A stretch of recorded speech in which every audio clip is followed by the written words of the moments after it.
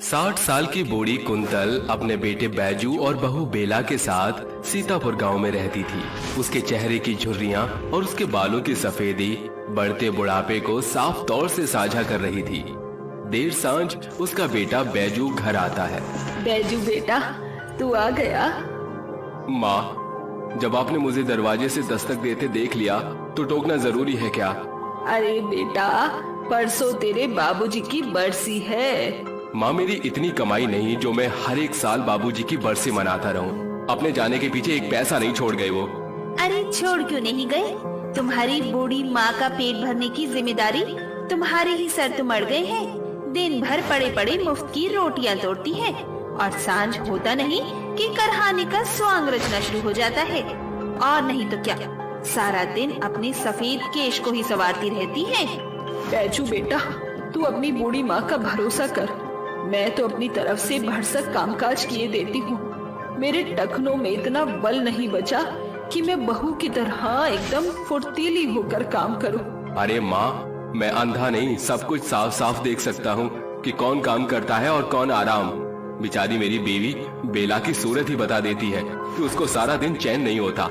आपने उसको बहू से बाई बनाकर रख दिया है और इस बढ़ते बुढ़ापे में भी आप उसे सास का सताव दे रही हैं। बस माँ, अब आप अपना ठिकाना कहीं और खोज लीजिए।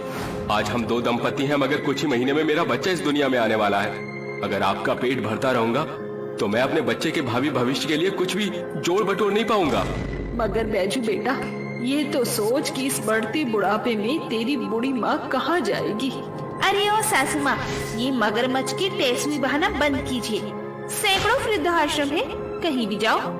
बूढ़ी कुंतल रोते बिलखते अपनी गठरी लिए सड़क की ओर अग्रसर होने लगती है। तभी सुनसान सड़क के बीचों बीच उसे एक औरत दिखाई देती है जो सिर से पांव तक सुनहरा पहनावा पहने होती है। अरे ये तो कोई जादूगरनी जान पड़ती है। ये तो बड़ी ही जख्मी है, मुझे इसकी सहायता करनी होगी। कुंतल उसके पास बिखरे चौरस पत्ते का डोंगा बनाकर नदी से पानी लाकर जादूगरनी को पिलाती है। ये तो फिर बेहोश हो गई। मुझे इसके जख्मों पर मरहम पट्टी करना होगा। कुंतल को जड़ी बूटियों का बड़ा अनुभव था।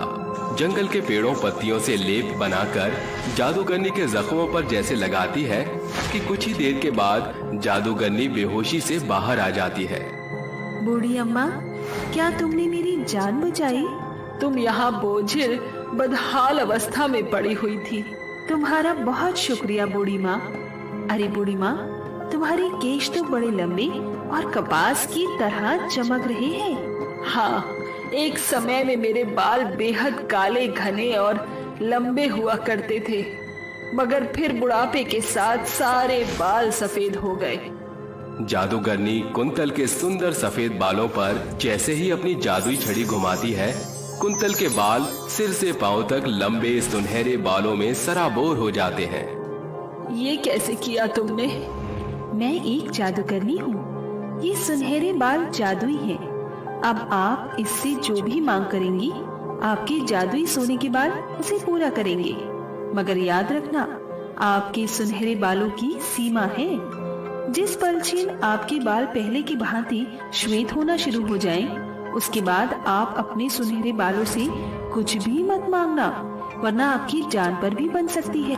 ये कहकर जादूगरनी वहाँ से चली जाती है और कुंतल अपने सुनहरे बालों को आहें भरकर निहारती है। ऐ मेरे जादुई सुनहरे बाल, क्या तुम मुझ बुढ़िया को खाना दे सकते हो?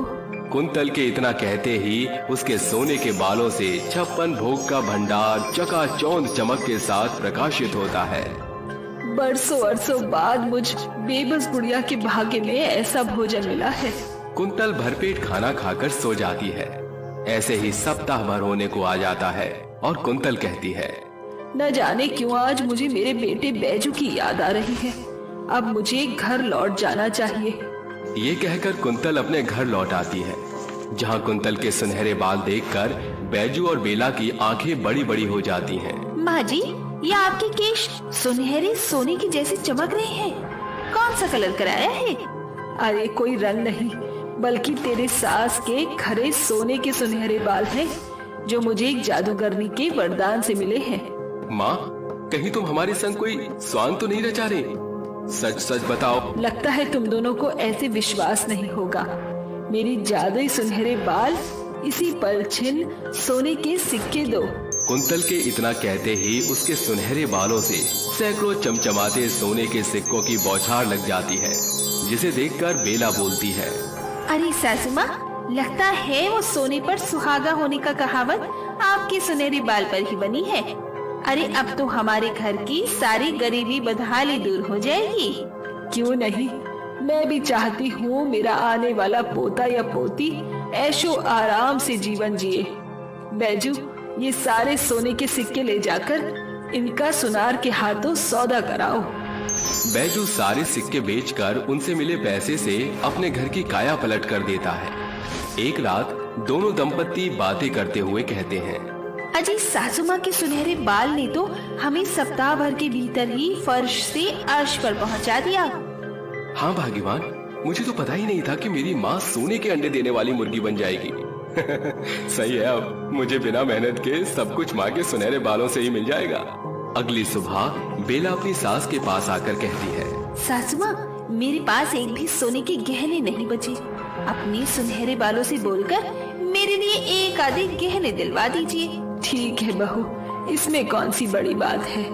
हे मेरे जादुई सुनहरे बालों, इसी पल छिन्न मुझे मेरी बहू के लिए सोने के सुंदर गहने दो।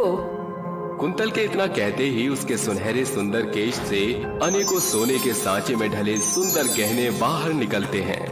सासू माँ, आपके ये सुनहरे बाल तो सिर्फ आपका ही स्वर शब्द सुनते हैं। खैर, इन गहनों के लिए आपका शुक्रिया। ऐसे ही दिन सप्ताह सप्ताह महीने के मंजर में गुजरता चला जाता है।